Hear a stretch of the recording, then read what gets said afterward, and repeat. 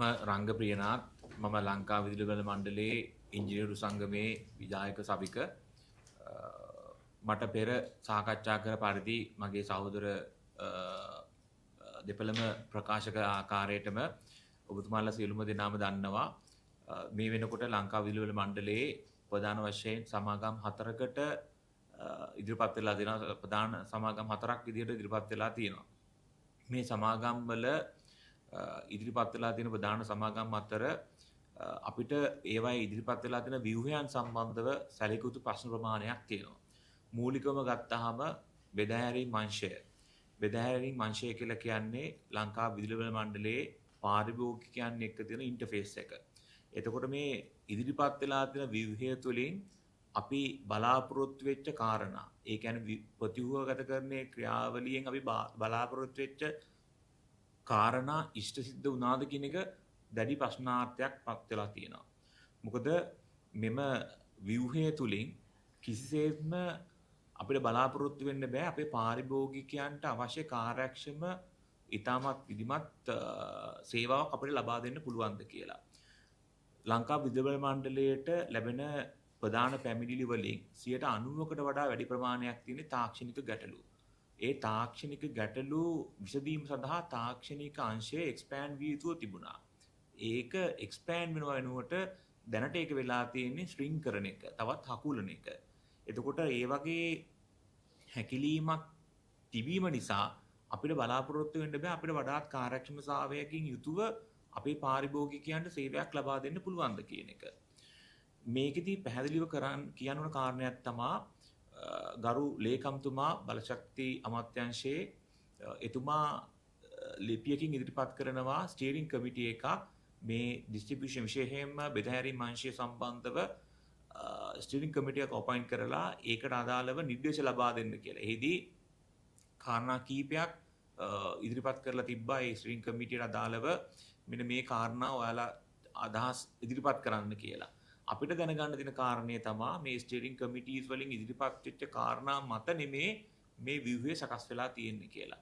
ඔබතුමාලා සියලුම දෙනාම දන්නා පරිදි මේකේ ඇසට් එක ලංකා විදුලිබල මණ්ඩලයේ ඇසට් එක සාමාන්‍යයෙන් ට්‍රිලියන් ගාණක් වෙනවා. මාසික ආදායම බිලියන් 40ක් 50ක් විතර වගේ වෙනවා. ඒතකොට මේ වගේ ආයතනයක මේ වගේ ප්‍රතිව්‍යුහගතකරණයක් කරනකොට විශේෂයෙන්ම ආයතන ව්‍යුහය සම්බන්ධව දැඩි කතාබහක් විය යුතුව තිබුණා. ස්ටේක් හෝල්ඩර්ස්ලත් එක්ක විශේෂයෙන් මේකේ රාජකාරී කටයුතු කරන සියලු මාංශ සමග ඉංජිනේරු මහත්මීන්, ගණකාධිකාරී මහත්මීන්, මානව හිමිකම් මානව සම්පත් නිලධාරී මහත්මීන්, ඒ වගේම පල්ලෙහා සේවක මහත්මීන් සියලුම දෙනා සමග නිසි සම්බන්ධතාවයකින් යුතුව ව්‍යුහය සම්බන්ධව සාකච්ඡාවක් කතිකාවතක් විය යුතුව තිබුණා. හැබැයි අවාසනාවකට වගේ ඒ කතිකාවත අපි දැක්කේ නැහැ එහෙම එකක් වුණේ නැහැ. මට මතක විදිහට මගේ මතකයේ විදිහට මැයි මාසේ 26 වෙනිදා අපිට දැනුවත් කිරීමකට කැඳවලා තිබ්බා මෙන්න මේ ඩිස්ට්‍රිබියුෂන් සෙක්ටර් එකේ ඇතිවන වෙනස්කම් සම්බන්ධව ඉදිරියට කොහොමද මේක වෙනස් වෙන්නේ කියන කාරණේ සම්බන්ධව දැනුවත් කරන්න වැඩසටහන.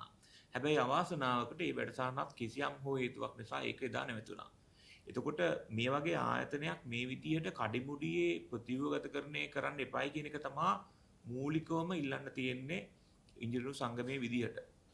ඒ වගේම මේක මීට වඩා හරි විදිහට සියලුම අංශ සමග සාකච්ඡාවක් සහිතව මීට වඩා වඩාත්ම නිවැරදිව මේ දේ කරන්න පුළුවන් ඕනතරම් ඇති ඕනතරම් අපේ සමාජිකයෝ ඉන්නවා. ඒ වගේම පිටස්තර කට්ටියව සම්බන්ධ කරගෙන නිසි ක්‍රමවේදයකින් තුලින් මේ ප්‍රතිව්‍යුහගතකරණයට අදාළව විශේෂයෙන් මේ ආයතන ව්‍යුහයන් නිර්මාණය කිරීම සම්බන්ධව අපි හිතනවා මේක කතිකාවතක් ඇති විය යුතුයි කියලා.